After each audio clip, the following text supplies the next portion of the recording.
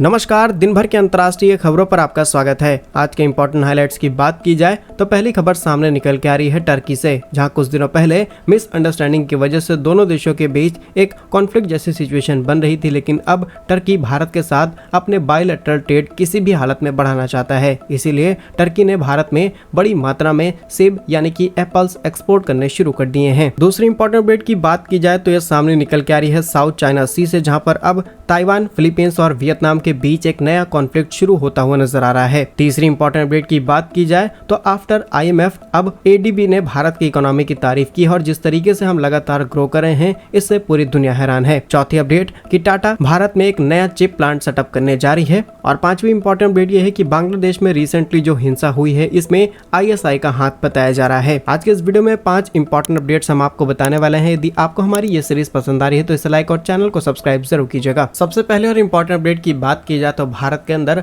Apple यानी कि सेब इंपोर्ट अब बहुत ज्यादा बढ़ चुका है, लेकिन इसमें कई ऐसे देशों का नाम शामिल है जिसके बारे में शायद आप ना जानते हो। असल में आज भारत मुख्य रूप से ईरान, तुर्की, इटली, दक्षिण अफ्रीका, न्यूजीलैंड और अमेरिका से भारी मात्रा में सेब आयात करना शुरू कर चुका है। डिटेल्स की बात की जाए तो इस समय भारतीयों के बीच इंपोर्टेड सामान को लेकर के बहुत जबरदस्त क्रेज देखा गया है। अभी तक सिर्फ कॉस्मेटिक और इलेक्ट्रॉनिक से जुड़ी हुई चीजें सिर्फ इंपोर्ट की जा रही थी, लेकिन अब वेजिटेबल्स एंड फ्रूट्स भी भारी मात्रा में इंपोर्ट किए जा रहे हैं, जहां पर भारतीय बाजार के अंदर इंपोर्टेड एप्पल्स की डिमांड बहुत ज्यादा बढ़ चुकी है। जहां साल 2023 और 24 के आंकड़ों के मुताबिक भारत के अंदर एप्पल इंपोर्ट में करीब 33.98% की बढ़ोतरी नोटिस की गई है। लेकिन इससे भारत को एक दिक्कत हो सकती है, क्योंकि हिमाचल प्रदेश, जम्मू एंड कश्मीर के अंदर होने वाले एप्पल प्रोडक्शन पर इसका काफी बड़ा इम्पैक्ट देखा गया है और अब तक भारत ने करीब 5 लाख टन से भी ज्यादा एप्पल इंपोर्ट करा लिए हैं। फिलहाल ये जानकारी खुद APEDA की रिपोर्ट्स के मुताबिक दी गई है, जहाँ पर भारत ने साल 2023 में करीब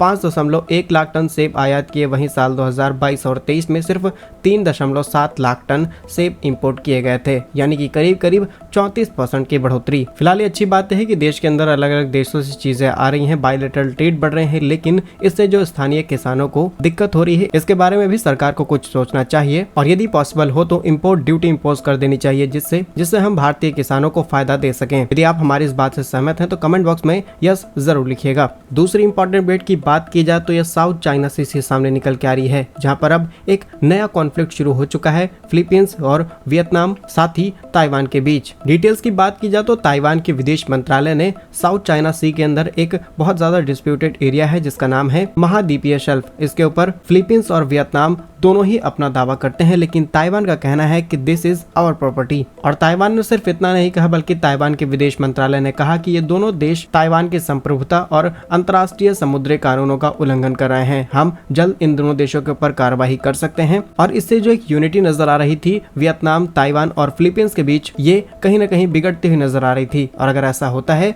तो सीधे सीधे इसका फायदा चीन को मिलेगा। और यदि आप भी इस बात को समझ चुके हैं तो कमेंट्स में जरूर बताइएगा कि ये खबर सामने आते ही चीन हर वो संभव प्रयास करेगा जिससे इन तीनों देशों के अंदर फूट और ज्यादा डाली जा सके। तीसरी इंपॉर्टेंट अपडेट की बात की जाए तो सामने निकल के आ रही है भारत की बढ़ती हुई इकोनॉमी से, जहां पर कुछ दिनों पहले IMF ने रिपोर्ट जारी करते हुए बताया कि भारत की जो अर्थव्यवस्था है ये 7 से 8% के बीच लगातार ग्रो होती रहेगी। और कई बार IMF ने भी अपने आंकड़ों को चेंज किया है। पहले इन्होंने भारत को 6 से 6.5% के बीच रखा, उसके बाद 6.5 से 7% के बीच रखा और अब फाइनली इन्होंने तीसरी बार अपनी रिपोर्ट को अपडेट करते हुए कहा कि भारत की अर्थव्यवस्था करीब 7 से 8% के बीच पड़ने वाली है। लेकिन इसी बीच एशियाई विकास बैंक, जिसे हम ADB के नाम से जानते हैं, इन्होंने भी दावा किया है कि भारत की अर्थव्यवस्था जिस रफ्तार से आगे बढ़ रही है अगले 2 सालों तक भारत के आसपास कोई देश नहीं भटकने वाला, इवन अमेरिका हो या फिर चाइना। और ये अपने आप में बड़ी बात बन जाती है। जहां ADB की रिपोर्ट के मुताबिक चालू वित्तीय वर्ष यानी कि साल 2024 और 25 में भारत की जो GDP है इसकी वृद्धि 7% बरकरार रहेगी। ये इससे ज्यादा हो सकती है, लेकिन इससे कम आने के कोई चांसेस नहीं बन रहे। वहीं आने वाले समय में मानसून बढ़ेगा और भारत का जो एग्रीकल्चर सेक्टर है वहां पर भी सुधार की उम्मीद देखी जा रही है, यानी कि इकोनॉमी फिर से बढ़ेगी। वहीं ADB का मानना है कि साल 2025 और 26 का जो वित्तीय वर्ष है यहाँ पर भारत की इकोनॉमिक ग्रोथ 7.2% की दर से आगे बढ़ेगी। वैसे तो उन्होंने ये आंकड़ा अप्रैल 2024 में ही लगा लिया था, लेकिन 2024 का जो कंप्लीट ईयर था वहां पर भारत की इकोनॉमिक ग्रोथ 8.2% की थी और लास्ट ईयर सेम समय पर भारत की इकोनॉमिक ग्रोथ सिर्फ 7% की थी। हैरानी की बात यह है कि जहां एक तरफ चाइना और अमेरिका जैसे देश आगे नहीं बढ़ पा रहे, इनकी अर्थव्यवस्था कुछ परसेंट से आगे नहीं बढ़ पा रही है और चाइना तो कंगाली के रास्ते पर निकल चुका है, वहीं भारत के अंदर जिन पॉलिसीज को अपनाया जा रहा है, जिस इंफ्रास्ट्रक्चर पर ध्यान दिया जा रहा है, इसके बदौलत आज भारत की अर्थव्यवस्था इस रफ्तार के साथ आगे बढ़ रही है। चौथी इंपॉर्टेंट अपडेट की बात की जाए तो सामने निकल के आ रही है भारत की जानी मानी और सबसे ज्यादा लोकप्रिय कंपनी टाटा ग्रुप से, जहां पर टाटा ग्रुप अब करीब 27,000 करोड़ रुपए की इन्वेस्टमेंट करके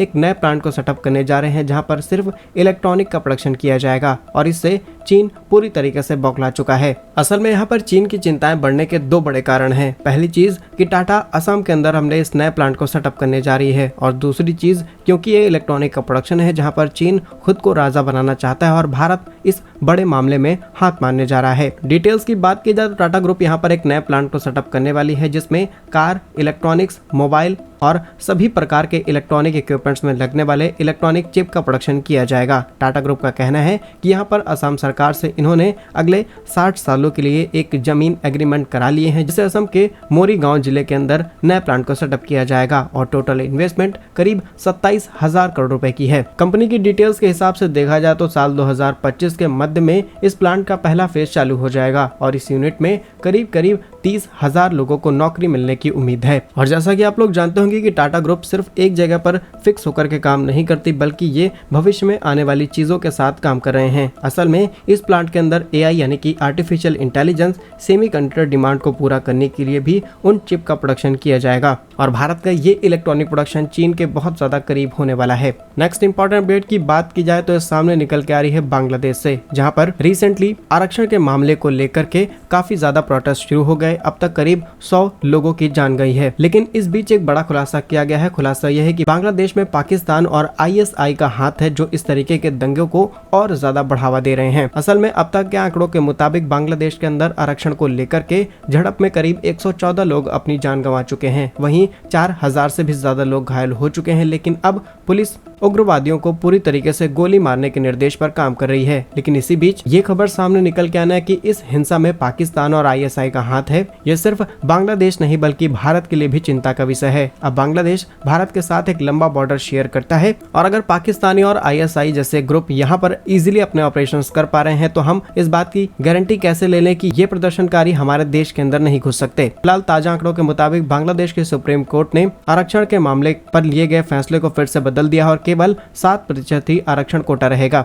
नेक्स्ट इंपॉर्टेंट अपडेट की बात की जाए तो ये सामने निकल के आ रही है भारत और UAE से, जहां पर अब जो भारतीय UAE जाते हैं उनके लिए रास्ता और ज्यादा आसान और बहुत ज्यादा सस्ता होने वाला है। डिटेल्स की बात की जाए तो संयुक्त अरब अमीरात में रहने वाले भारतीयों को अपने देश में आने जाने के लिए अब सस्ती फ्लाइट की सुविधा उपलब्ध कराने वाले हैं। प्रमुख भारतीय एयरलाइंस जैसे कि इंडिगो अगले महीने से 3 नए शहरों की शुरुआत करने वाली है, जिसमें भारतीय शहर मैंगलुरु, कोयम्बटूर और तिरुचिरापल्ली से सीधे UAE तक डायरेक्ट फ्लाइट होने वाली है, जिससे इस रूट में न ही कम समय लगेगा बल्कि इसकी कीमत काफी ज्यादा कम की जा सकेगी। जानकारी के लिए आपको बता दें कि आज UAE में करीब 37 लाख भारतीय नागरिक रहते हैं और लगातार इनका भारत में आना जाना लगा रहता है और यही वो लोग हैं जो भारत के अंदर भरी मात्रा में रेमिटेंसेस भेजते हैं, जिससे भारत के विदेशी मुद्रा भंडार को भरने में मदद मिलती है। तो इतना फर्ज बनता है कि हम इसी तरीके की फ्लाइट सर्विसेज शुरू कर सकें, जिससे दोनों देशों को फायदा हो। फिलहाल क्या कुछ कहना है आपका इन सभी अंतर्राष्ट्रीय खबरों पर कमेंट्स में जरूर बताइए। यदि आपको हमारी ये सीरीज पसंद आ रही है तो इसे लाइक और चैनल को सब्सक्राइब जरूर कीजिए। वंदे मातरम, भारत माता की जय।